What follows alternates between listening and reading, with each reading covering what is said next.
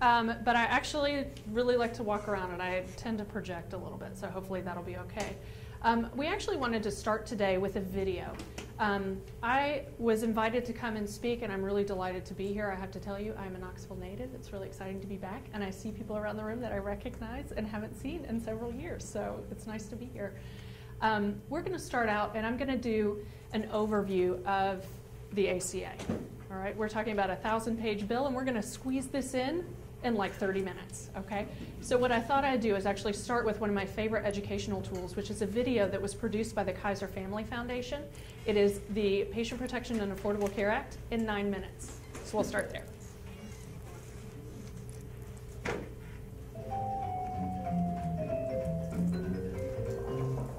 Let's face it, folks, the new healthcare reform law is complex. It runs about 1,000 pages, even in tiny print, so it's no surprise that very few Americans have actually read it. But it's about to affect all of us, and many have been wondering what it will mean for our health, our wallets, and our country. Let's say we take all 310 million Americans and squish us down to just 25 people. Yep, each of these folks would represent about 12 million of us, and this is pretty much what we'd look like. Polls show about 3 out of 10 of us say healthcare reform will make us better off. A similar number say worse off. And a similar number again say it won't make much difference at all.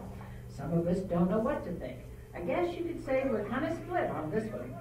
But no matter where you stand on the issue, it's likely you're thinking, hello, I got some basic questions still unanswered here, and you deserve real answers, not the partisan rhetoric and spin we've been flooded with.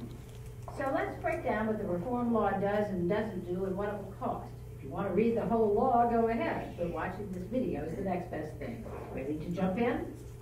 Let's begin with the problems in our current healthcare system. Problem number one is what problem number one usually is: money. Most people agree that health insurance policies are too expensive. For a family, the average premium is almost $14,000 a year and growing. Premiums have doubled over the last 9 years, ballooning way faster than inflation. Plus, our population is aging, meaning more people with more health problems.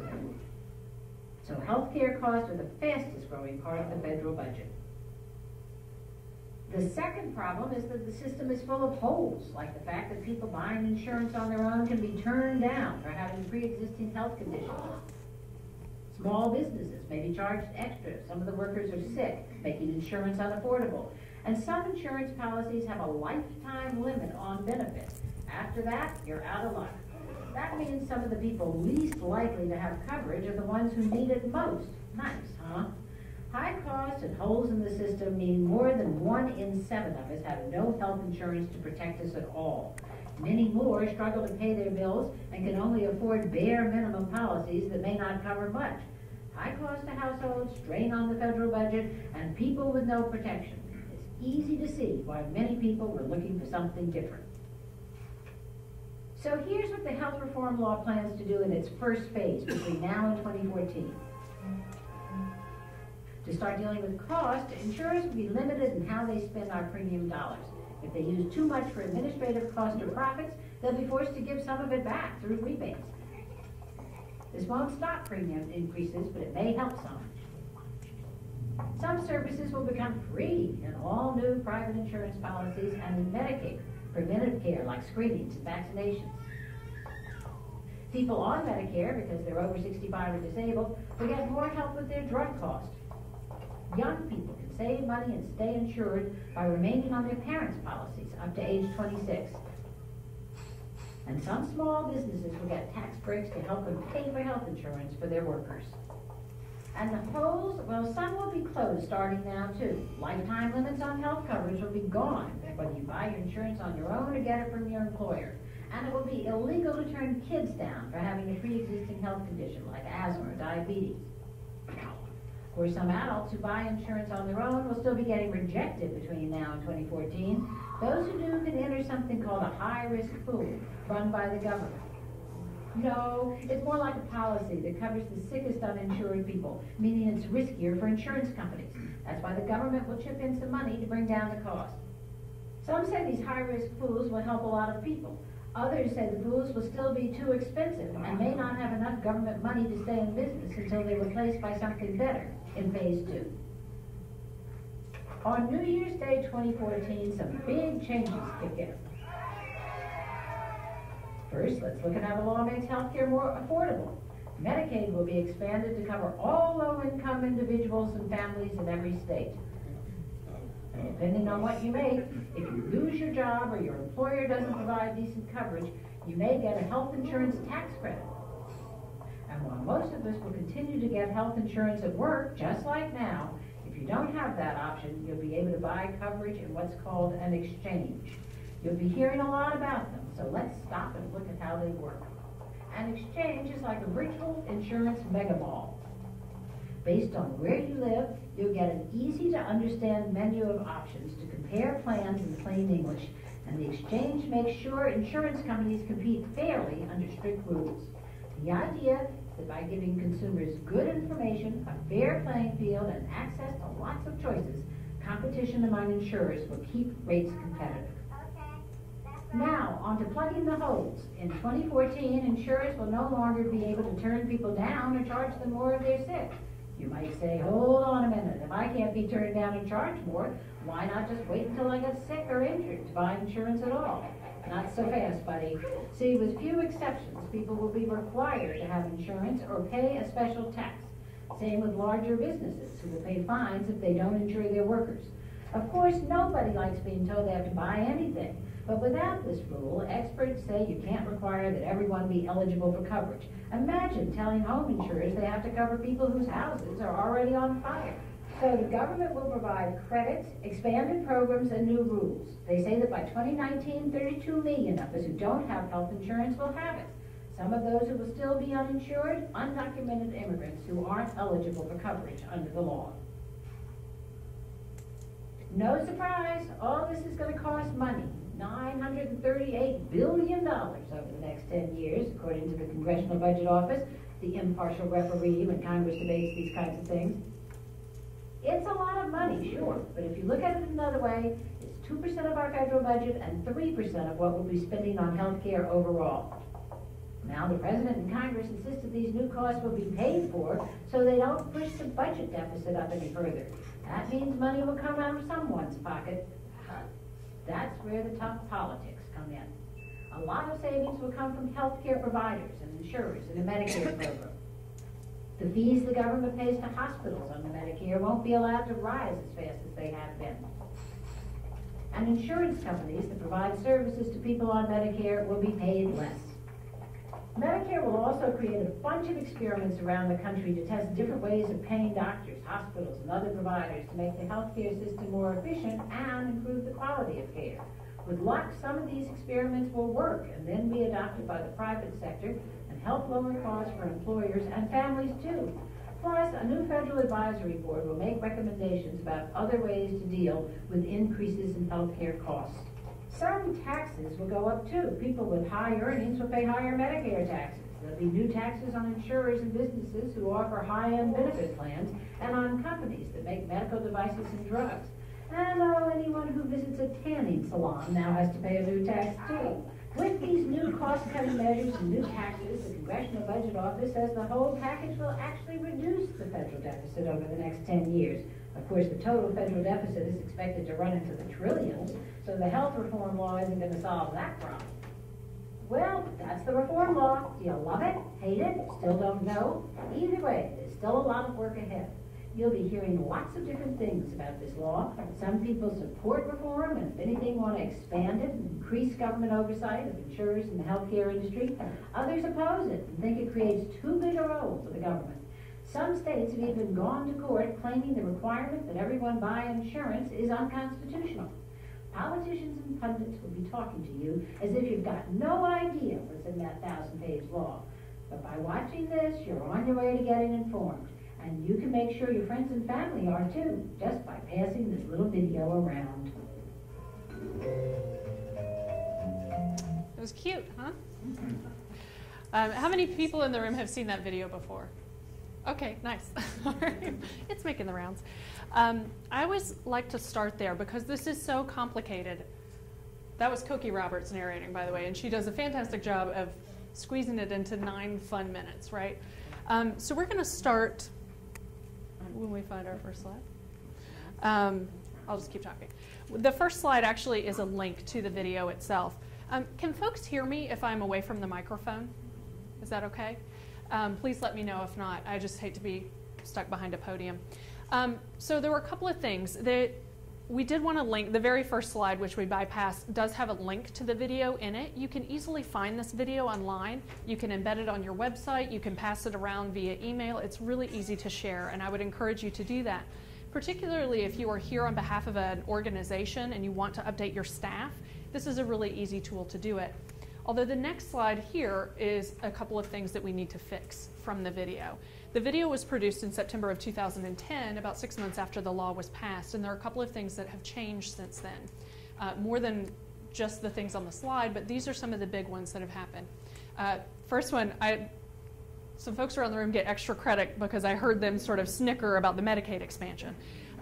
One of the things that happened last summer, the Supreme Court ruled on aspects of the Affordable Care Act last summer, and one of the sort of surprising results of that ruling was that essentially what the Supreme Court said was that under the Affordable Care Act, every state was required to expand their Medicaid program up to a certain level, a certain poverty level. And so it was supposed to be up to 138% of the poverty level in every state, no matter what your health condition or any other categories. What it would have done here in Tennessee is we have a categorical eligibility system for our Medicaid program, which is called TennCare here in Tennessee.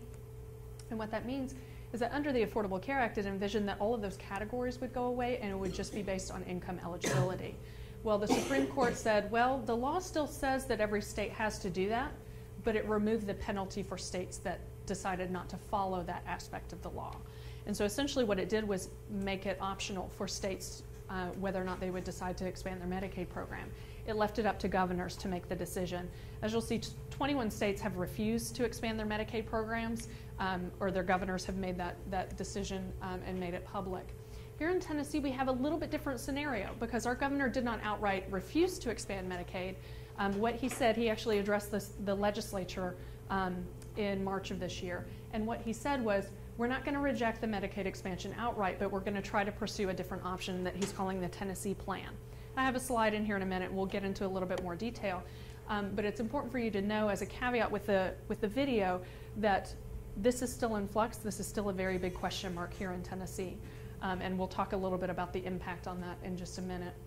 The other piece that a lot of folks heard, I believe it was last week, HHS made the announcement, or the White House made the announcement, that they were going to delay the employer mandate.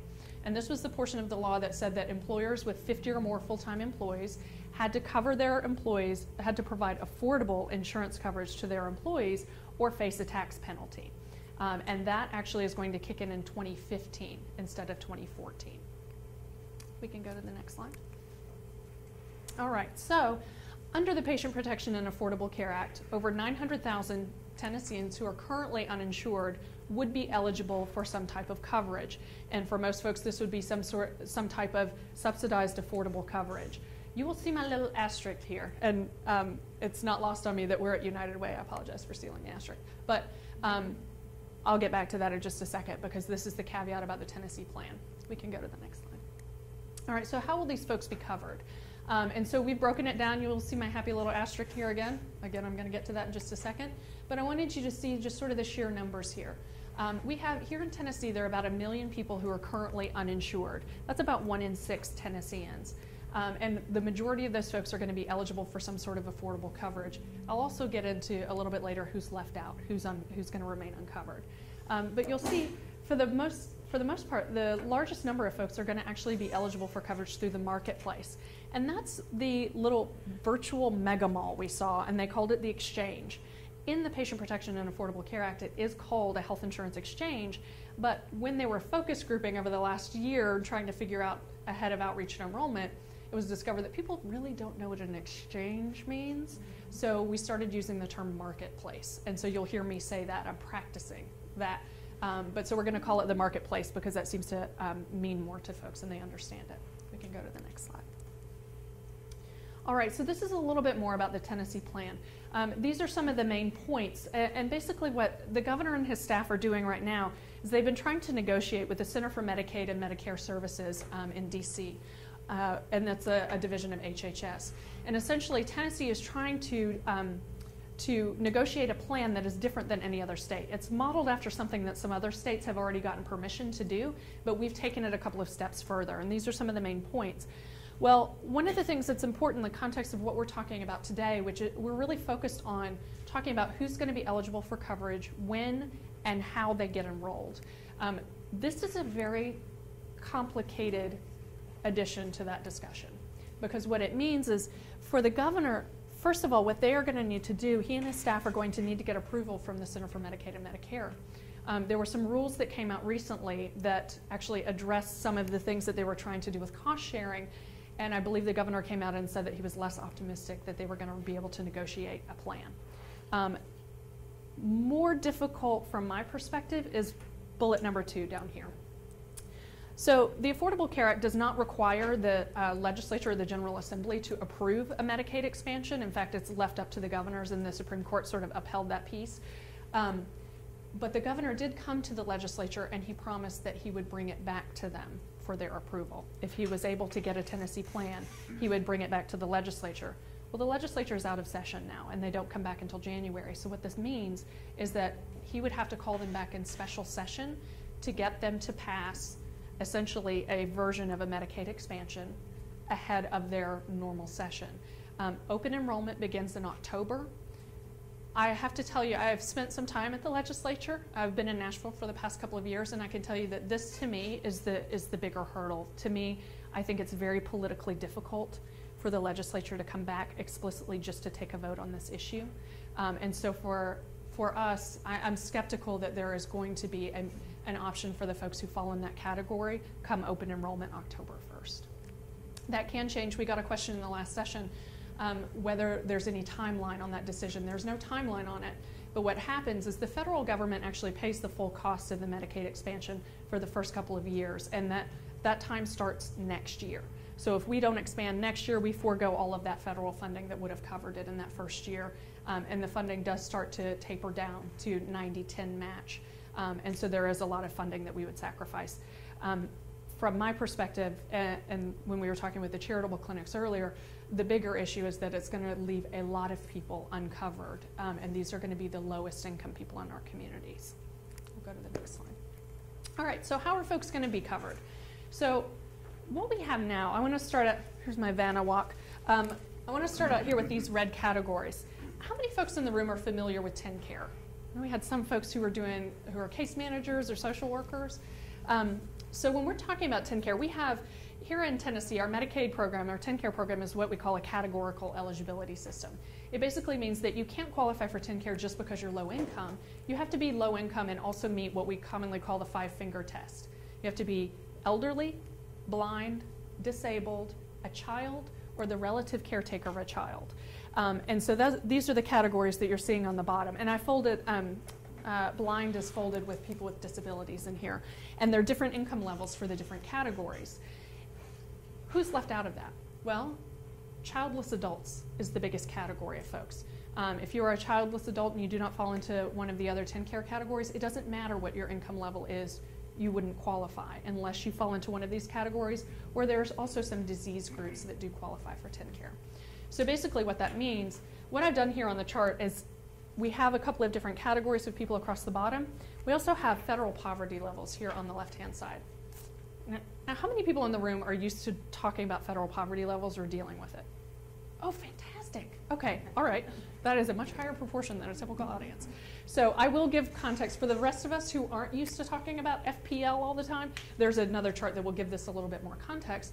But what I want you to keep in mind, and I'm going to try to explain this a little bit, is that the coverage options depend on your income level under the Affordable Care Act. And so what we have here, this dotted line was originally what the Medicaid expansion was going to go to, 138% of the poverty level. And the ACA also built in an overlap with that, which is this in the orange. This is the folks who are going to be eligible for the marketplace, the exchange, that virtual mega mall where they will shop for private health insurance options. You'll see that folks between 100 and 400% of the poverty level, which for context is about, I believe it's 30,000 for a family of 4, up to about 94,000 for a family of 4 in 2013. So that's a pretty big span, right? That's not that's not necessarily low income. That's low into moderate income, right? These folks are all going to be eligible to shop through the marketplace, but they'll qualify for premium tax credits, and some of them will also qualify for cost-sharing subsidies. I'll get into that in just a second, but basically that's what I mean by subsidized, is that they can get some financial assistance to put towards a private plan that they choose through the marketplace. The folks above 400% of poverty can certainly shop through the marketplace. They just don't get those extra subsidies to help pay for it. Now down here is one of the issues that, this is the big unknown here in Tennessee right now, is folks who are under 100% of the poverty level.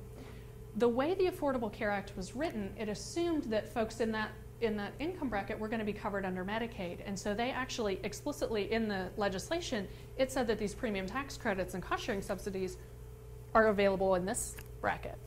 They didn't extend it down to 0% of poverty because they assumed all those folks would be covered under Medicaid. And so when the Supreme Court essentially made that optional, what happened is it left a really big gap here. So when it comes to explaining this to people who are wondering whether they're eligible, what is likely going to happen if we don't get a Tennessee plan is that it's going to be the lowest income people who are left out with no option. When I say no option, I want to qualify that. They can shop in the marketplace, but they're paying full price. So what we're talking about are the lowest income folks who effectively, on their budgets, don't have any options. This is going to be a really difficult thing to communicate to people when they come to organizations seeking help or trying to understand. You know, you have two people coming in and the person who has just a little bit higher income gets, and these are sliding scale subsidies. So what it means is folks who are on the lower end here are going to get the majority of the subsidies, whereas folks up here, it dwindles, and so they get less. So what ends up happening is you have two people walking in who may just barely be across this line. One is going to be eligible with a significant amount of help, and one is not going to be eligible for anything. We'll go to the next slide. Okay, so who is eligible for help? And this is more just a point of reference. I know it's a boring looking slide, I apologize. So essentially, I just wanted to give you a little bit of context here. So the 100% of poverty level for a single person is just over $11,000, and this is an annual household income. And then for a family of four, it's about $31,000. And so somebody who is just over that level is going to be able to go to the marketplace. We'll get premium tax credits, cost-sharing subsidies. You'll see that the cost-sharing subsidies actually, and the cost-sharing subsidies actually offset things like deductibles, co-pays, and co-insurance. And so those actually phase out after 250% of the poverty level, so I put these in here. I really just created this slide as a point of reference for folks. I realize you might not get a lot out of it just by looking at it right now. We can go to the next one. All right, so I wanted to provide you with a link because this is really helpful. There's Kaiser Family Foundation, which produced the video as well, has a lot of really great tools to explain the Affordable Care Act and for people to be able to interpret it for themselves or their clients. And so this is actually a really, really helpful tool to be able to calculate what a possible subsidy would be for any feasible scenario. But it's really helpful if you want to go in and put in your own household information, then you can find out what you might be eligible for in terms of the premium tax credit and or cost sharing subsidies. For folks who are case managers, social workers, direct service professionals, this is a really good exercise to do for typical clients so that you can get a sense of of what the range is. Okay, so here's an important question. Who is left uncovered? We did a presentation earlier for the local faith-based and charitable clinics, and this is a really important question for them. They're trying to figure out who they're going to still need to provide care to. First of all, undocumented immigrants. This was covered in the video, but under the ACA, undocumented immigrants aren't eligible for the premium tax credits or even the 10-care expansion if it takes place. The other piece here is the more complicated piece, is those who are left uncovered without the 10-care expansion. Here's an important point to complicate it a little bit further. I want to go back. On my previous slide, it said there are about 400,000 people who are uninsured in that income bracket. Interesting aspect of that is that about half of those folks are actually eligible for a current category of 10-care. They just either don't know it or have not gone through the process to enroll. Well, next year, something kicks in called the individual mandate. And that is going to incentivize a lot of folks who haven't otherwise thought of this to try to figure out what they qualify for. They may go to the marketplace to try to enroll, and they may then find out that they're eligible for a current category of 10-care. So that's why these numbers are different. And that's really hard to estimate. The other thing down here, there are going to be a significant number of people who just decide they don't want to enroll. They would rather pay the penalty and just forego the insurance. And we'll get into that in just a minute too. And the other piece is the people who churn between coverage. When their life circumstance changes, it may change their eligibility for things, and they may fall out of the system. And that's something that we're concerned about, and I know our charitable clinics are concerned about that as well. Okay. All right, so here's a little bit more about the individual mandate. And this is by far the most contentious piece of the legislation, and a lot of people heard a lot about it around the Supreme Court debates. But basically what it is, the law states that if you can find an affordable health insurance policy, you are required to carry it. So there are some certain caveats in here. What satisfies the mandate? Well, first of all, the biggest question I get is from people who already have employer-sponsored coverage. That satisfies the mandate, okay? Other things, Medicare, TennCare, Cover Kids, all of those, the health insurance programs that exist right now, almost all of them are going to satisfy the mandate, the requirement. We could go on to the next one. So, but who is exempt? So for folks who are uninsured, they're concerned, there's a lot of concern, well, I'm uninsured, I don't know where I fall, and I'm afraid I'm going to incur a tax penalty next year if I don't figure it out. So some of these exemptions actually are pretty broad. So we've got a couple that are certain religious groups, undocumented immigrants, as we mentioned before, they're not eligible for the new options. So incarcerated individuals actually get health care in prison, and they do not need their external health insurance. But the other piece here is something that particularly advocates for very low-income individuals and vulnerable populations were really scared about, which was without a Medicaid expansion, are all these people, they won't have an option, are they going to get hit with a tax penalty all of a sudden? Well, actually, if you are under the tax filing threshold, you're not required to, you are exempt from the individual mandate. So that ends up lining up about with the level at which folks would be eligible for Medicaid. That was a really awkward way to describe that. Did you all follow that? No, being very honest, no, you bumbled that. Okay, so the tax filing threshold lines up just about perfectly with the Medicaid expansion threshold. So the folks that fall under that, they're not eligible for anything. They also are not filing taxes, so they're exempt from the mandate. Was that better? All right, excellent. Okay, the other one that I think is even more important for that category or for those populations, people who cannot find a plan in their rating area that costs less than 8% of their income are not required to carry insurance. So that's probably going to be the bigger category for folks. Okay, we'll go to the next. Okay, so how is this going to work? How do people enroll? Well, the vision under the ACA is actually that every state has a state-based health insurance exchange or marketplace. And our state had the option to set up and run our own health insurance marketplace, and our governor opted not to do that. And so that was actually a decision that was made last December. And so we defaulted to a federal marketplace.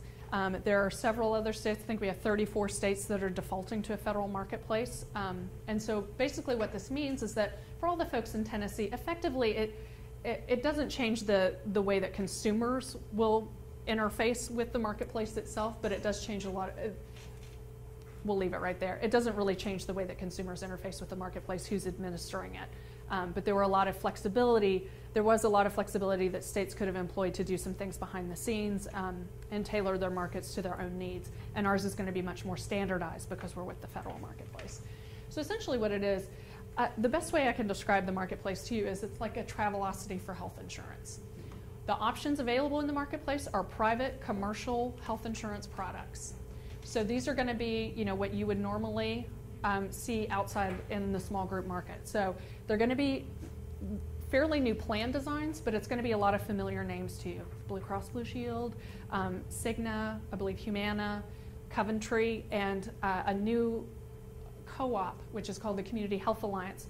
Those 5 carriers have submitted plans to the marketplace and said we want to sell in the marketplace in Tennessee. Not all will be available in every rating area in Tennessee. We're separated out into rating areas, but those are the 5 carriers that did submit plans to the federal marketplace and said we want to sell a product the first year. We may see more coming in later on, we may see fewer. But basically what happens is an individual goes in, and it's the most efficient way for this to happen is actually on a website, is on a web portal. And you can actually preview some of the stuff about the marketplace on healthcare.gov. It's www.healthcare.gov. And that has actually been a site that's given a lot of updates and information about the Affordable Care Act, but that is going to turn into the Marketplace portal on October 1st.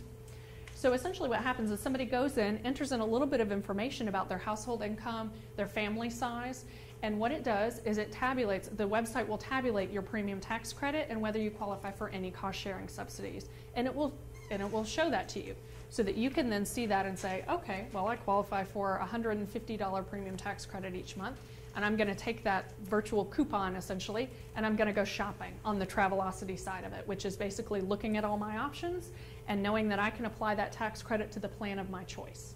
Everybody following? That make sense? Okay. So one of the other things that the Marketplace does, down here you'll see we've got IRS, Social Security Administration, and INS. The exchange is responsible for pinging some data hubs on the federal level. And what that means is these agencies that verify those pieces of information. So that's one of the questions is, okay, couldn't I just enter in whatever I wanted and get a pretty big premium tax credit? Well, actually there is a check and balance there. There was a question in our last session. One of the things that came up last week is that the IRS announced that they were actually they were not going to be essentially auditing or scrutinizing what people were self-reporting in the first year. If it was, so from one year to the next, if your income is if you're reporting those dropping less than 10%, they're not going to essentially audit that. And some of this, you can speculate as to why that is, but a lot of this there are going to be a lot of things that get figured out and honed over time. So ultimately what happens, you figure out your premium tax credit cost sharing subsidy and you can go shopping for a qualified health plan. The Marketplace will also screen you for TennCare and Cover kids. So remember when I said there's a lot of folks, a pretty big proportion of folks who are uninsured and under that income level to fall into the TennCare expansion? Well, if they are eligible for a current TennCare category, it should screen them for that. We actually don't know how it's going to work, whether they then get a different application or it moves them into a different process online. All right, and the same is true for small businesses. We actually effectively in Tennessee have two different marketplaces, one for individuals and families and one for small businesses. The one for small businesses is called the SHOP Exchange, and that's an acronym. And so they actually have a little bit different health plans offered to them. Okay, so the application itself, I just wanted to link on here on the slide and give you a snapshot of the application. And it is kind of a funny little story here. Originally, when the application showed up, it was 21 pages. It's supposed to be simplified, right?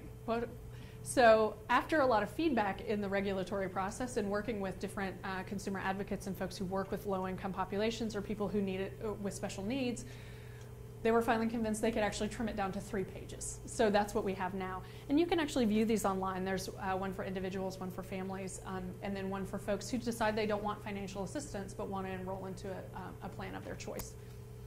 Okay. All right. There's an aspect of this, of the Affordable Care Act, that a lot of folks call no wrong door. And the idea behind the Marketplace is that it's a single point of entry where people can go in and figure out what they're eligible for. You should be able to access the Marketplace through the website, over the phone, through a call center. There's going to be one federal call center for the federal Marketplace. And you can also do it in person, where you can fill out. I love the look I just saw back there. Lisa will talk about that in a minute. But you could also get in-person assistance to apply. And you can do it through a paper application, which you could then mail in. Okay. All right, so the Marketplace is supposed to make the shopping experience easier for health insurance. There are several things that actually happen that consumers may not really notice, but actually create a lot more streamlined, standardized Marketplace behind the scenes. And some of those is that the plans that are presented in the Marketplace have to adhere to certain things. It has to be easy to read format. There's going to be assistance tools on the Marketplace so that you can, for example, search for a provider. If you are looking to stay within you want to make sure that your single provider is covered in a provider network, you should be able to search for that. Also, costs and benefits in plain English. How many folks in the room have looked for a health insurance policy before or read policy plan documents? All right. Packet, usually. It's a packet, maybe a booklet. The Affordable Care Act requires costs and benefits now to be printed on 2 pages, front and back, 4 pages. It's pretty interesting because that actually has started, many of the carriers have started doing that, and it's been pretty interesting to watch how, a kind of funny story, my own health insurance broker said, you know, I'm not sure why they started doing this, but now the carriers are starting to just basically make it a lot easier for me to explain this to you. And so he was not a big fan of the ACA and didn't know what my job was. And so he was trying to tell me, you know, how magically they had, you know, listened to what they were needing in terms of simplifying it. So I got to tell him a little bit about why that was. But also all of the plans in the marketplace will now have to cover what's called the minimum essential health benefits. We can go to the next slide. These are the categories for the essential health benefits. And for folks who have shopped on their own in the small group or individual market before, you may notice, for example, I talk with small business owners, and this has happened quite a bit in the nonprofit community where there happen to be more females typically who are employed by small businesses there. They would get a policy. They would find an affordable policy, everybody's covered, and then somebody becomes pregnant and they realize that they do not have maternity care in their coverage. And that's an example of some of the things that happen now with the fine print and what is covered and what is not. In the marketplace, all of the plans will have to cover these 10 essential health benefits, and there are some certain stipulations within that which we can get into in the question and answer portion if you'd like. But basically what the marketplace does is standardize a lot of this behind the scenes so that consumers don't have to compare plans based on fine print, exclusions, things like that. It actually simplifies the process so that you're looking for price and value. This is just an example of what the Massachusetts Connector looks like. The Massachusetts Connector is an exchange that has been functioning for several years. There are two right now. One is in Utah and one is in Massachusetts. And this is a snapshot of, like I said, Massachusetts plan. The one that we're going to see is actually a little bit different. You'll see that it's organized into metallic tiers, bronze, silver, gold, and our marketplace is going to have platinum as well. That's under the ACA, you have 4 tiers of coverage. That refers to how much the actual insurance plan is going to cover of your actual medical care. So what I mean by that is the bronze level plans are going to cover 60% of the actuarial value of the care that you get. So what that means is that you're responsible for roughly 40% out of pocket. So silver is 70-30, gold is 80-20, and you guessed it, platinum would be 90-10. So platinum is going to have a higher premium because that is paying for 90% of the cost where you're going to incur 10% of the out-of-pocket cost. Everybody follow that? Does that make sense? All right, let's go to the next slide. All right, here's the challenge. What I just explained to you about the metallic tiers of coverage and out-of-pocket costs, and I'm throwing out words like deductible copays, most of the folks in this room are nodding their heads. That is not going to be typical when we're talking to people who are currently uninsured and may have never carried health insurance before, right? As much as I'm talking about how the marketplace is going to streamline the shopping experience, there are a lot of hurdles between here and there. What are some of the assumptions that I made when I'm describing this that you think might be hurdles for folks getting enrolled? Well, I've given you a couple right here. Well, first of all, not knowing about it. What else? Talking a lot about the website and being able to access it on the web. Not everybody has internet access. Not everybody is computer savvy. Not everybody feels comfortable entering personal information on a website like that to find out what they're eligible for. General literacy. There's a lot of folks in this area that are not literate at all. General literacy. And I would add another layer to that, health literacy, right? If I have never carried health insurance before, do I know what a deductible means? And if that's part of what I'm taking into account in my shopping experience, that could be a serious pitfall for me, right? And so we're looking at some of these challenges now and going, just because these options are going to be available to people next year, that doesn't necessarily mean that people are going to be able to access those benefits that are available to them. And the very first part of the problem is what we have found out from national research, which is 78% of the people who are going to be eligible for something have no idea. That's a little scary. When they're told about their new options, 75%, 3/4 say that they want assistance. And not just over the phone, not just over live chat, they want it in person. And they want it from someone that they trust. You can go to the next slide. Here's the other part of our challenge. We have 81 days until open enrollment. Open enrollment, the initial open enrollment is actually going to be 6 months long, which is good news because this is going to take a lot of energy to try to make sure that people understand what's available to them, that they can access it, and that they can get help when they need it. After that, we're going to have annual enrollment periods that are actually much shorter. I think they're about 6 weeks long every year after that. Keep in mind, though, the individual mandate kicks in next year, and if you do not enroll in a plan and you're not one of the exemptions, you're going to get hit with a tax penalty if you're not enrolled by March 31st. Right? We can go to the next. All right. Dun, dun, dun, dun. La la. I keep joking that this now needs to be Wonder Woman, and it needs to have a face that looks very familiar when you look at the lady behind the computer. Because I'd like to introduce you to someone. This is Lisa Pote. She is director of SeedCo Mid-South. She will talk with you a little bit about outreach and enrollment and what we're doing here in Tennessee to plan for it.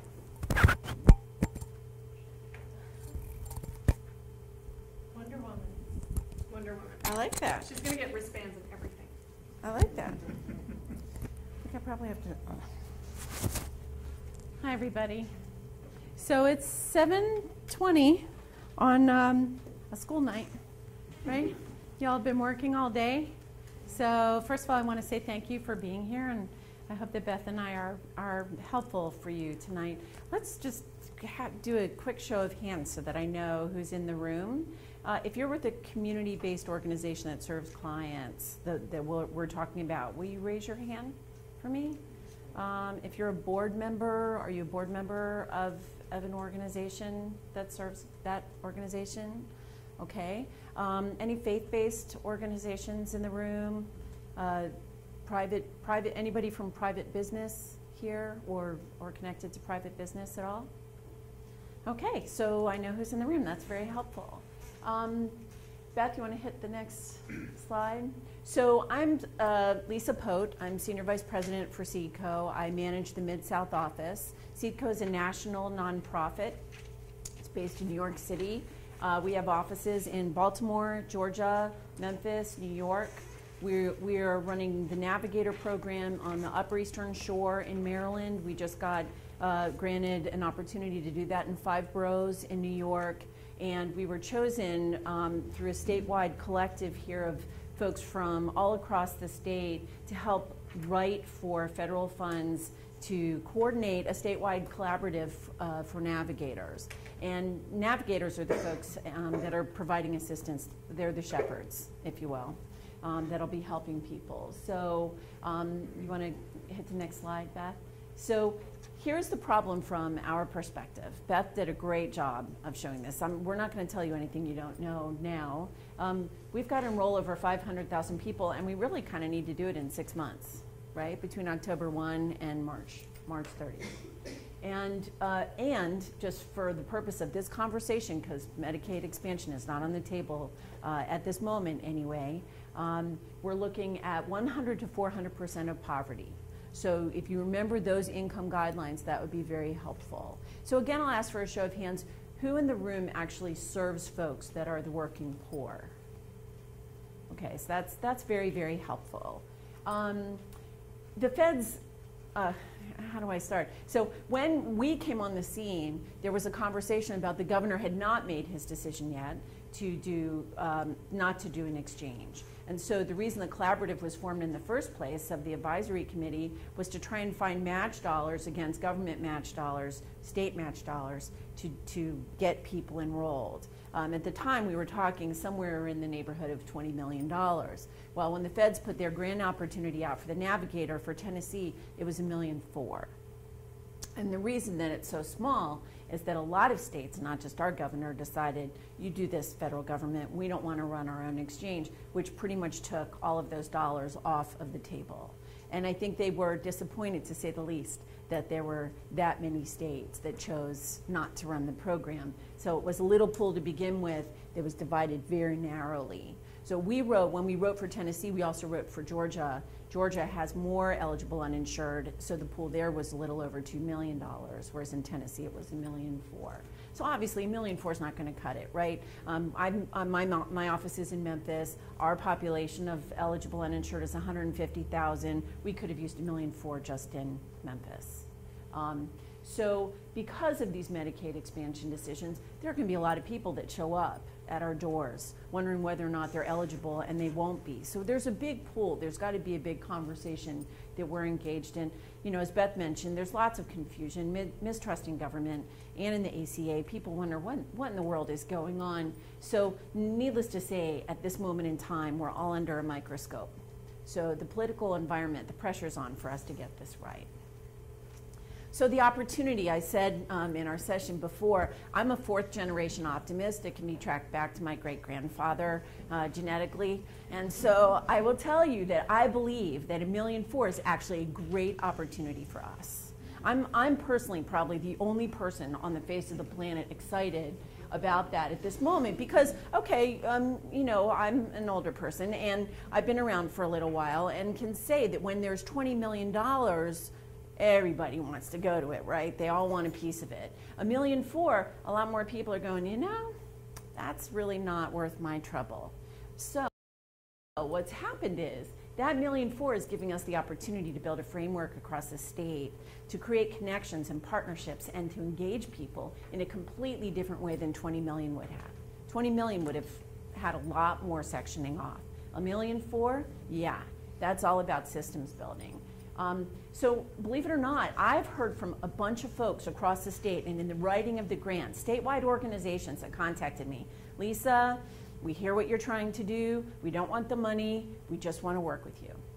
Okay, Tennessee Association of Mental Health Providers, the addiction community, Easter Seals, the United Way here in Memphis. I had a chance to talk to Caleb a little bit. I mean, there were a lot of folks who said, look, this isn't cool. The money's not for it, but we want to be a part of it, which is so exciting. It's a very rare opportunity. And so my job is to build the strengths, to leverage the strengths of all, which is entirely possible. It's the only way we're going to do it, right? 500,000 people, it's the only way that we can make this thing happen. It's the only way we can do it. So how do people get enrolled? How will folks get enrolled into the marketplace? 3 different ways. They'll be enrolled through agents and brokers, insurance brokers, right? They'll be enrolled with navigators, and navigators receive federal funding, and certified application counselors that don't actually, that are unfunded, believe it or not, with federal funds. They're only funded by private organizations, by organizations that do the work. So I'll talk a little bit about the differences between navigators and certified application counselors. So what is a navigator? The navigator is a person, I personally view it as a shepherd, okay? You've already heard, gold, metal, bronze, I don't even know, I've been looking, is platinum better than gold? Is that what that means? Okay, so I'm like, what? Okay, so anyway, it needs explaining. So these shepherds, if you will, the navigators are centrists. They're neutral, they're right at the middle, and they're not necessarily guiding, they're not allowed to guide a person a certain way. They're just allowed to walk them through the complicated nature of the process, explain what it is that's happening, and let a person decide for themselves which way they want to go. So they facilitate enrollment of eligible individuals into qualified health plans, the ones that Beth talked about. Navigators can be everywhere, with employers, with consumers, self-employed individuals. Navigators can spread across the board. So what is required of a navigator? So navigators have to have an experience, and this is, remember, navigators are the only ones that receive federal funding. If you receive federal funding to do this work, you're called a navigator, okay? So eligibility and rules and procedures, the needs of the underserved, privacy and security standards. So they receive training, 30 hours of training, capable of carrying out conversations about qualified health plans, again, providing a neutral guidance, providing referrals on grievances. CACs are doing very similar work. Trusted community-based organizations, providers, and other organizations. I think when the feds realized that navigator funding was not going to be plentiful, they found another way for folks to be able to be enrolled in communities across the country. Certified application counselors are going to be located in organizations that are already working with these folks already. So for example, FQHCs, they're in hospitals, they're in doctors' offices, they're in community-based organizations, they're in the charitable clinics, they're in public health centers, they're all over the place. I think they also thought that they were place-based. So if I'm sitting at a desk already and I'm doing admissions work with you, it's a way for me to continue to do that with you. So employees and volunteers of organizations as well. So this is pretty much the difference. They're very similar in nature. As I said originally, I think certified application counselors were viewed as place-based. Navigators are supposed to do community outreach and public education. There's been some tweaking. There's no rule that says that a CAC can't go out in communities and educate folks. I personally think there's, Beth and I were talking earlier, I think there's a third role actually for volunteers, and I'm trying to come up with a really good name for them, but I think marketplace education specialists might be, you know, I'm just trying, okay, so I'm trying that on. What is it? Marketplace education, messes. That's not a good idea. You're a mess, oh God. Yeah, I know that. So anyway, we're going to, I do believe there's a role. So the folks that actually sit with you and guide you through the process are the CACs or navigators, but a lot of us are going to have to just be doing general education for the community at large. So both navigators and CACs are going to be trained in the health plans, taught about the affordability of programs and eligibility and benefits for 10 care and cover kids. This is another thing. You know, the feds are going to do training online, this 30 hours of training. That's going to be general training for both. But in Tennessee, we have 10 care. We have Tennessee-specific health plan information that we're going to have to get out to the general public as well. All right, so how are we going to get to 500,000 people? 18.5 navigators through a federal grant is not going to cut it. Okay, it's just not. So in Lisa Pode's brain, it's going to happen in 3 places: workplaces, health places, and life places. So workplaces, employers of that have less than 50 employees will have brokers working with them, right? I mean, that's a general, that is an assumption on my part. Navigators can be there, but honestly, brokers know small businesses better than any navigator will. Health places, hospitals, FQHCs, charity centers, doctor's office, public health, that's where the CACs are. Last year, I think I'm hearing differing figures, but I think last year the Tennessee Hospital Association reports that, I want to say 343,000 more. 400, what, that was the right number? Okay, cool, all right, and that's at 7:30, it's not bad, my brain is still working. 343,000 people last year could have been eligible for insurance now. Could have been eligible, would have been eligible for insurance now. So they're going to be enrolling folks because it's their business model and they have to survive, right? The problem is if the only people that get enrolled, who comes into hospital, is majority, who comes into hospitals and health centers. Yes, people that aren't well. So if only people that aren't well come into the pool, what happens to the insurance pool? Throws it off, right? So what we want to do is try and engage a broad audience of folks, make sure that we're enrolling as many healthy people as we possibly can. And our job, and your job, is getting them in their life places, okay? These are natural points of contact, and I will ask you, because you know your communities better than I do, okay? Where are the working poor in your communities? I've listed tech schools, tax prep centers, like Walmart, schools, neighborhood CBOs, food pantries. Where are they? Churches, yes. Yes, yes, yes, yes. Where else? Early Head Start. Yes, exactly. Exactly. Anywhere else? Daycares. Daycares, yes. Yep. Stamp office. Yes, Department. exactly. Yes, yes, excellent. So in my diabolical plot is to make sure that we get navigators and CACs connected with life places, and that those places do what they do best. So I'm going to use this, it's bad English, and please forgive me, so that churches can just be a church, do churching. That's what they do best, right? So if we can get people who know healthcare inserted into those centers, we're golden. right? So where, you know, these other fire hose places, tech schools on admissions day, right? People are signing up for classes, they're showing up. So I don't want tech schools, you're kidding me? They don't want to know about healthcare, but that's where our folks are. So how do we do that? How do we get to them? That's the plan, that's how this is going to work. So what's really important is that we start thinking about how do folks become CACs, how do we get them connected with navigators, how do we create, if you will, a core, C-O-R-P-S, a core, an enrollment core in communities all across the state. How do we do that? And it's really cool because it's creating some great conversations among people that don't generally talk to each other. Brokers were thinking, oh, we don't, you know, navigators are coming into and trying to be brokers. No, we're certainly not. And believe me, when I have small businesses come up to me and come up with very complicated situations, I refer them to brokers.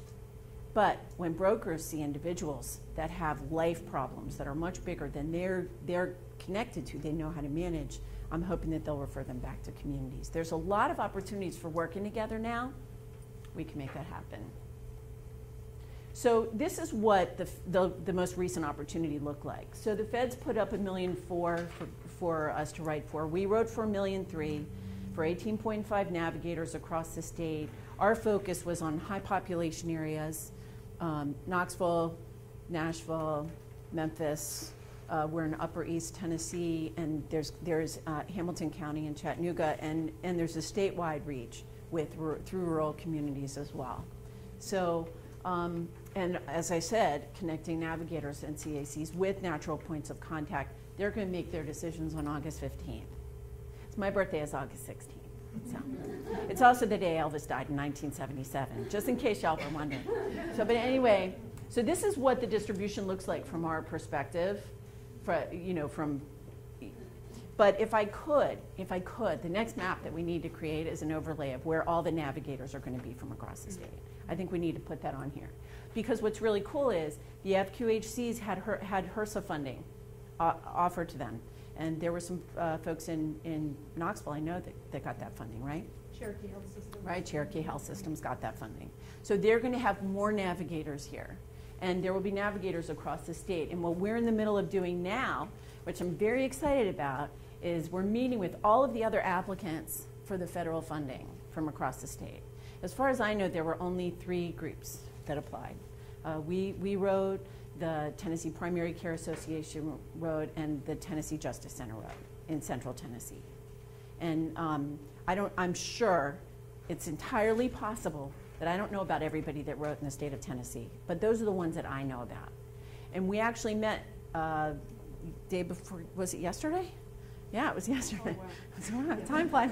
What day is it? So we met yesterday morning, and it was so cool. You all would have loved it. You who are, if you are cynical at all about groups working together. And we all came together and said, how much did you write for? How many navigators did you write for? Where are they going to be? Everybody. And we said, okay, so let's meet on August 20th, so that we know when we know what the funding is, because I'm sure the feds are going to make their decision on time. Remember, 4th generation optimists, we're going to regroup and look at where the gaps are and see where we really need to allocate our navigator resources, who and where and how. So let's talk about Knox, Blount, Jefferson, and Sevier counties for a sec. 105, close, I guess 105.8 people, uninsured residents. 81,000 of those have a full-time worker in the family. So we're looking at 138% or less, because if you'll remember, that was the original cutoff, as Beth showed you, instead before Medicaid, the whole Medicaid expansion decision. 139 to 400%, 43,000. So we really are, for the purposes of our conversation, I don't know how much of that 53,252 falls into the 100%. That's something that we don't know. But it's obviously a lot of people, right? Even if it were 43,000 people, how would we get to that many people to get them connected to resources? That's a number that I would love for you all to focus on. Okay, check this out. 49.5 women, 56.2 men. Why do you think more men? Guesses?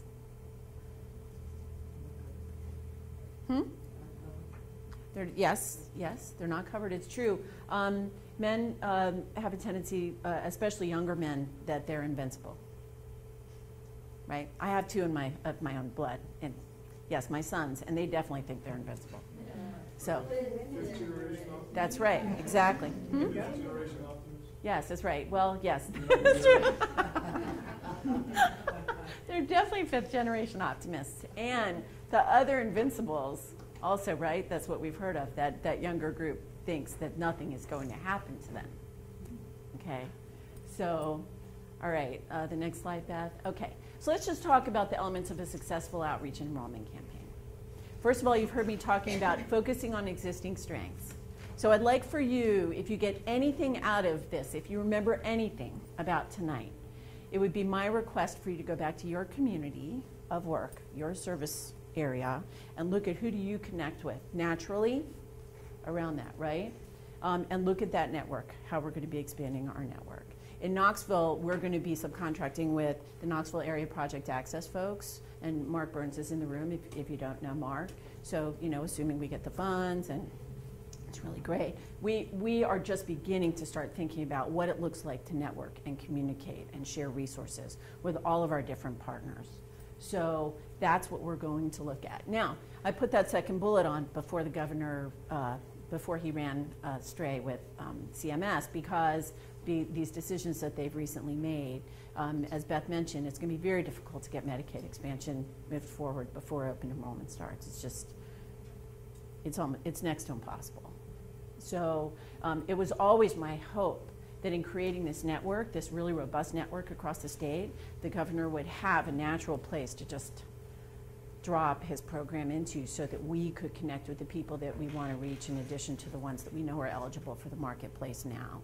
So, and that will remain my hope. I'm a little less optimistic about that, unfortunately, even me. So what we're doing now, and you're hearing me speak in very round terms about communication and information dissemination, best practice sharing, continuous learning and improvement across the state, continues learning. We lost that too. Oh. Spell check. Dang it. That's continuous learning. Right. But continuous learning continues. So I'm just saying, it's a little bit of both. So the reality is that it is going to take the wisdom of many to make this thing happen. The other thing that we need to be thinking about also is that, you know, in collecting, in all of the best practice sharing that we're going to be doing and creating common conversations, community conversations around ownership of this, we're all going to need to watch for different things. One of the things we need to watch for is the folks that we're talking about may have money one month and may not the next, because they're spending that money on something else, right? They are. So the person that pays for healthcare this month, who's not used to doing it, we've finally gotten them to the point where they see that it's a logical thing that they need to do, that they have to do.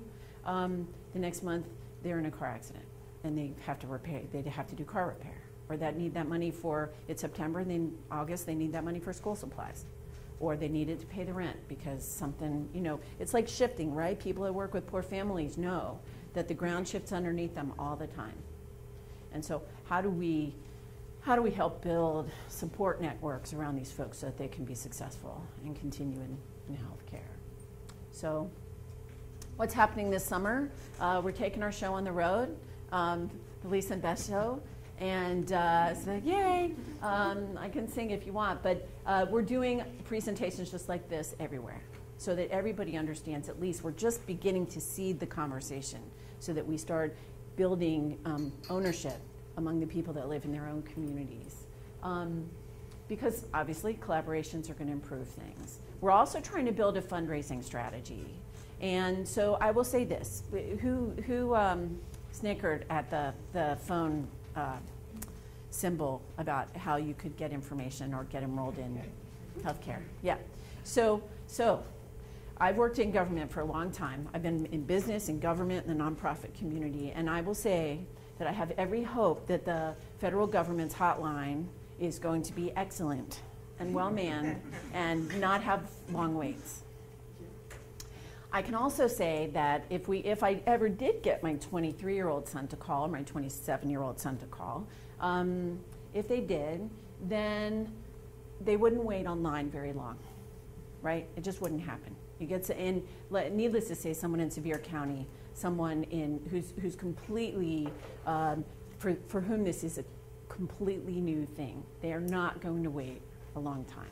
And as I say, I have every faith in the government that everything will be just fine. However, I'm also planning for it not to work.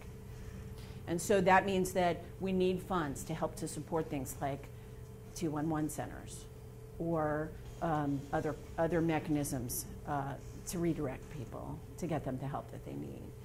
Marketing campaigns, okay, Get Covered Tennessee is awesome. However, the message that we use here may need to be different than the message we use in Memphis, different than in Paris, Tennessee, different than, you know, in Johnson City. So we have to pay attention to that. I have every faith that it's possible that we'll need different kinds of messaging. Training, beyond the 30-hour training, and paying for 30-hour training for CACs.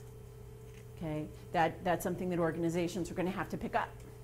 Well, not every organization will have the funds to do it. They'll have the will and the want, but they won't have the funds to pay for somebody to lose a week of work to go do that.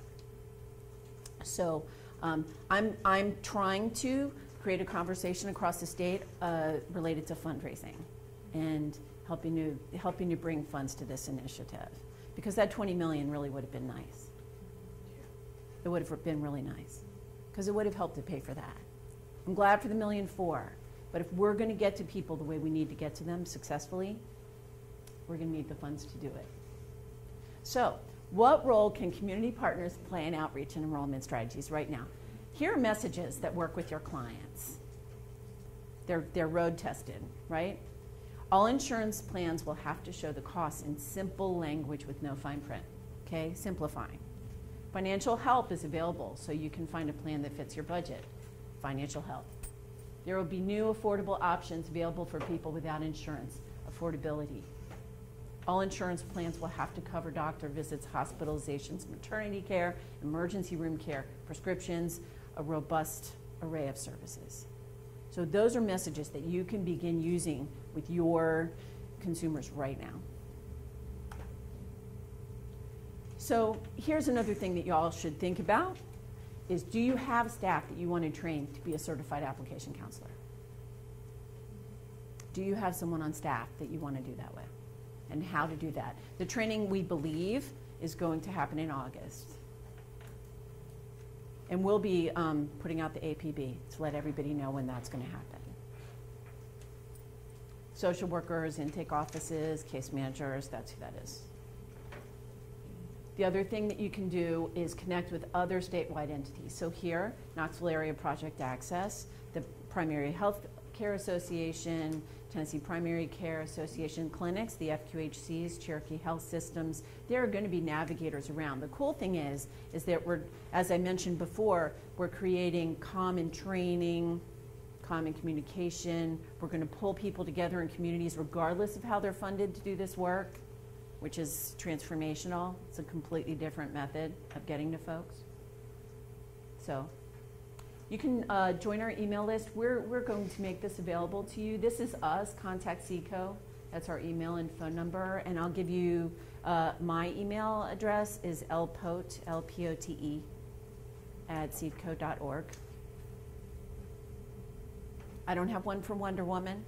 I try and keep that undercover. So there are a couple of training sessions coming up.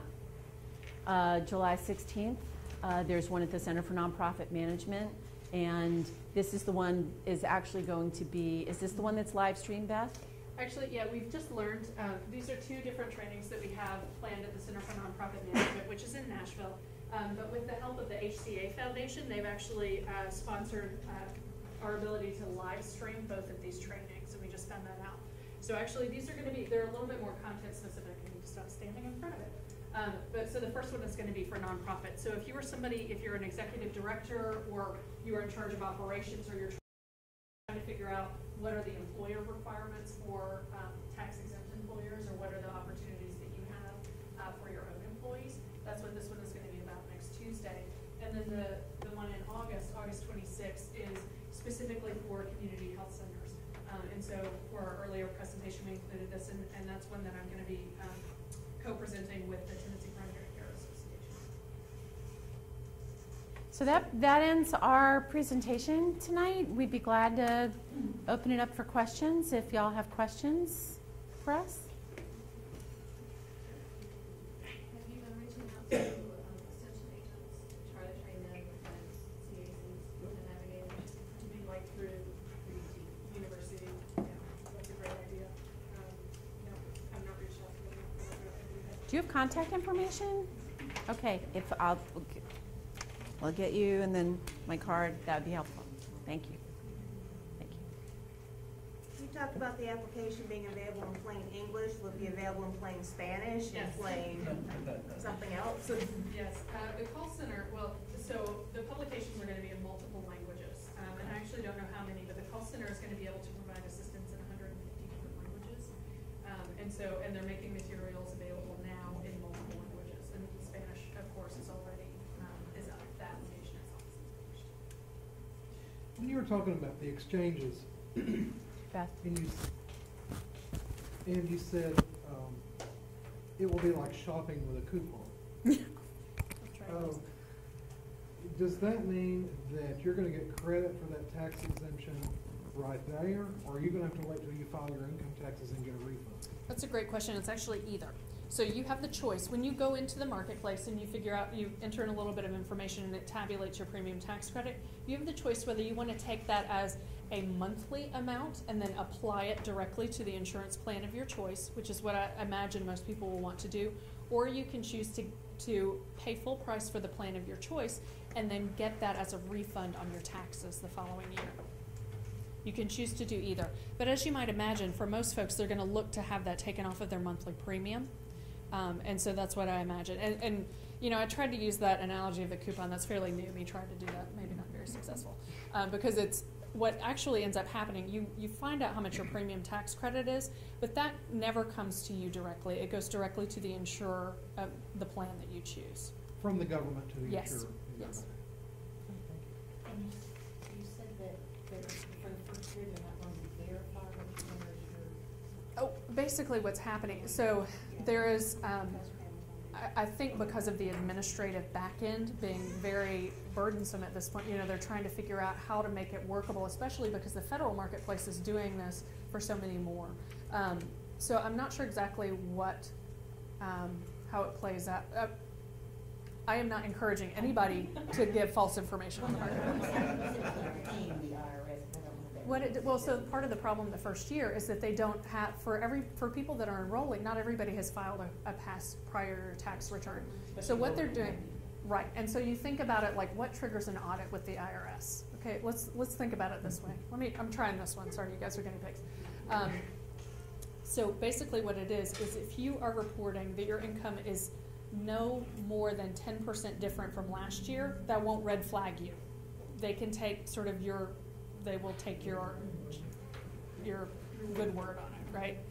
But if you were saying, you know, I made $150,000 last year, but this year it's $60,000, that is where there's going to be a verification on the back end. The reason for that is, so keep in mind that the premium tax credits are sliding scale. So people with lower income are going to qualify for much larger premium tax credits to apply towards their plan. One of the concerns is how do you make sure that people are honest on the front end? And it's not so much, you can guarantee that the IRS is gonna even up at some point. The concern is mostly for the consumer. So if a consumer is saying, if I am under reporting what I make so that I can get a bigger premium tax credit, that is gonna get reconciled on my taxes. And that's gonna end up meaning that I owe a big chunk back because I have basically pulled down a much larger premium tax credit than I was eligible for. Are we following? So Beth, if you get a raise in the middle of the year or Mhm. child, Yeah. should you decide paying more for your Yeah, so here's another tricky piece of this, is that when you have there are a couple of different aspects here. One is the income. And so the obligation is on the consumer to go back and make sure to update their information so that their premium tax credit gets modified. If they don't, it will get reconciled on your taxes, and very often if you're getting a raise, that means that you are then going to owe money back, right? Everybody following that math roughly? And so this is where it's also a concern. You know, we talked about open enrollment being just 6 months long.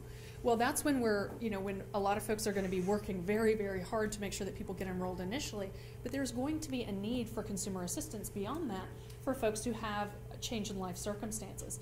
The other thing is what we call qualifying life events, which is when someone, adopts a child, a birth, a death, a divorce. All of those things can change your eligibility for the different premium tax credits or different categories. And so those things will require people to need to come in and change their information. That's going to take some public education so that people are aware that that's their responsibility, and it's going to take access to somebody that can help them through that process. Are you going to be advertising, and if so, who are you going to be identifying that people should contact? Do you want to answer that? Yeah, so that would be me. We are going to be advertising, but also Enroll America is going to be advertising, and so the feds are also going to be advertising. So we will be learning more about the messaging around this as it unfolds. I think you have to be careful, and we were talking about a little bit earlier, in terms of timing, it wouldn't make sense. I would imagine they would have to be careful about timing, right? Because if there's a campaign of some kind, then you're creating an expectation ahead of whether or not, when people can get health care, then there's going to be this whoosh, this big push, and no place to go, right? It's like announcing a sale and a midnight sale, and it's morning. So it just doesn't make a whole lot of sense. So I imagine as we learn more about what the messaging is going to be, we'll be working with Mark here, and he'll be able to push this out to the community as well. So we'll be working together towards that. Would you envision identifying who people should contact as they become aware? I mean, 75% of the people don't even know the exchange or marketplace is going to exist. Right. And once they become aware, will the advertising message guide them as Yes. to how Yes. they should proceed? Yes, absolutely. Well, and actually, here's what I picture. What I notice about this is that it's very complicated. It's like taking an elephant apart too little time. Like you have to take it into tiny pieces.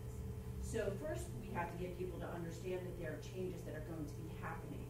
And in communities across the state, that's actually already happening in some cases. Is that happening in Knoxville at all? I mean, our local paper is having sessions set up for the business community, for the communities at large. Now, the folks that we work with directly, they are learning from the community organizations that work with them also. So I think there are different ways, there are different pathways to give information to folks. You anticipate getting PSAs from Yes, exactly. broadcast media? Yes, we do. We do PSAs, articles in the paper, it's sort of like both ways. We need to educate the system and we need to educate the consumers at the same time, so yes. And we'll be looking to our community folks to help us understand how best to get the word out to people that are eligible. Are you looking for volunteers? We are looking for volunteers, absolutely. But Whom should they contact? well, the Tennessee Healthcare Campaign is going to be managing volunteer force. I also think that if organizations are interested in the CAC connections, I think they should contact Mark at CAPA. For example, if Mark Burns at CAPA. So So yes, so there are a lot of, we will have that information for you, Mr. Sullivan. We're still, I'll be honest, we're still figuring that part out. We don't have the money yet from the feds, right?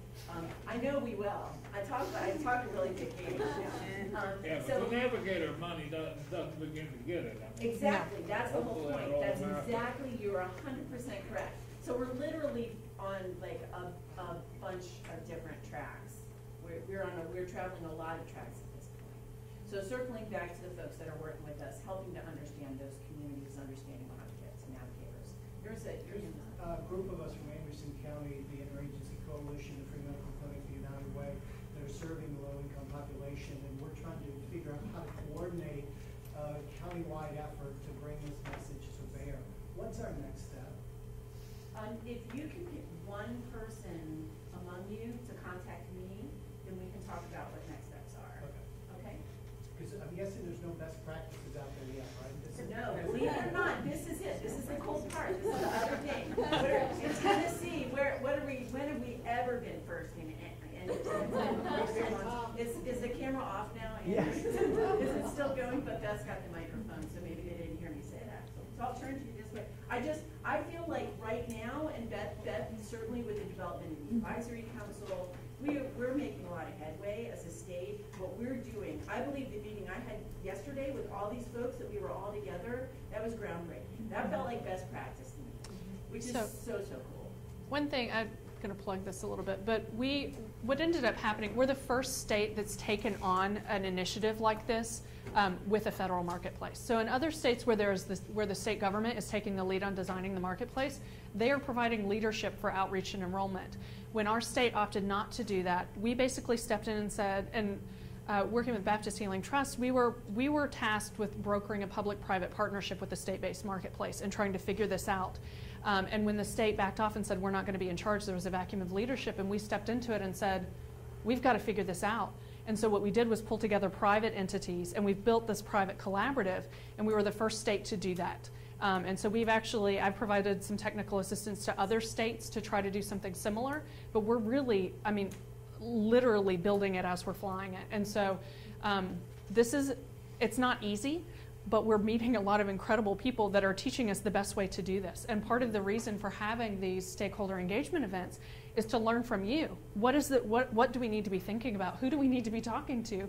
Where do we need to be making those connections? Because we don't have enough in terms of resources, but we do have some really smart, committed, talented, caring people in our communities, and it's a matter of connecting them and trying to figure out how we solve this problem on our own. Yeah, and just to piggyback on that real quick, is that when CECO's been doing intermediary work, collaboration building for a very long time. So this project isn't about us setting up offices all across the state.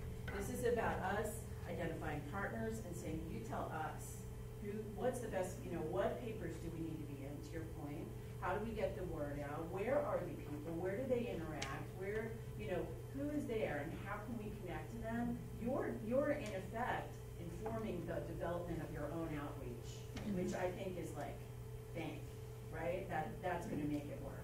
My only other, comment and concern is in listing the navigators and where you're going to put your time and effort. You do it in the urban areas where you've got a lot of density of people in need. But Scott County, there's some really, really desperate areas in Tennessee that could be left behind. Yes, no, we're hoping that that's not the case. We're also working with the FQHCs, and I don't remember what their map. The federally qualified health centers, this is an interesting piece, and Lisa talked about it. This was sort of surprising to us that HRSA, the Health Research and Services Administration, released a totally separate stream of funding to the federally qualified health centers to do some outreach and enrollment, because there was this realization that the funding that's available in the federal marketplace states is not going to do it. Where else are those points of contact? And so HRSA mobilized and released that funding to those centers. And actually what's ironic is in East Tennessee, the federally qualified health centers like Cherokee Health Systems have a really broad network.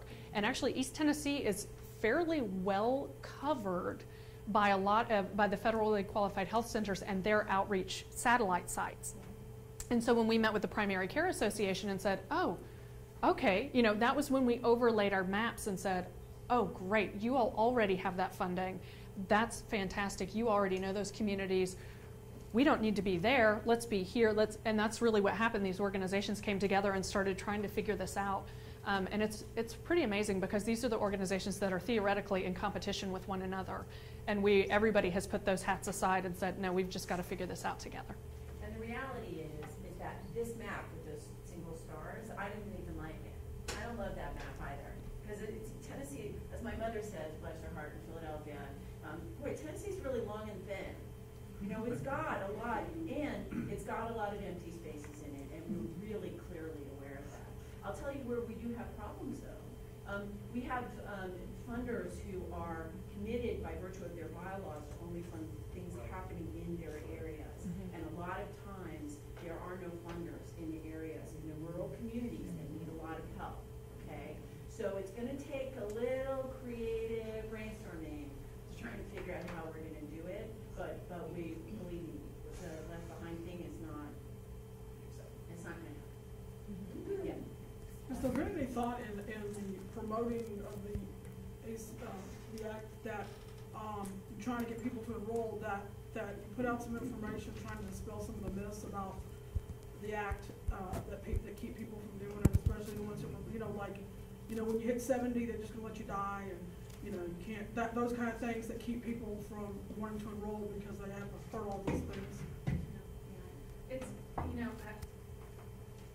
you're talking to somebody who's been traveling around the state and trying to do factual presentations for 4 years. And somebody did the math and told me I've done like 180 presentations. I cannot compete with someone with their own radio show, right? There's going to be a lot of misinformation. There is going to be a deliberate attempt on both sides to politicize any type of enrollment initiative, and that's already happening, actually. We're going to start seeing some really ugly stuff coming out in TV and radio in the next couple of weeks. I think our challenge to break through that, what we know from focus groups and from research, is that when people, the only thing that trumps that confusing, misinformation, diluted, crazy messaging is a personal interaction